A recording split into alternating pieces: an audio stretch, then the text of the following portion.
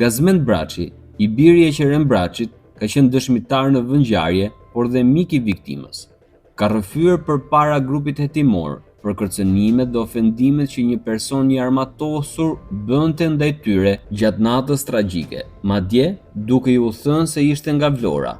Ai ka rrëfyer terrorin që kanë përjetuar në ato minuta kur u ndeshën nën breshërinë e të shtënave. Në ecje sipër një automjet tjetër që lëvizte gjatë orëve të natës në rrugë, ka filluar të na bëjë me drita të gjata duke na sjellë shqetësim. Ky person na ka parakaluar dhe më pas duke na ofenduar rënd. Jemi sharë me të, por ai na tha emrin e tij të cilin nuk e fiksuam dot, duke u na drejtuar me fjalët: "Jam Filani, na tregoi emrin, jam nga Vlora, nuk pyes për njeri."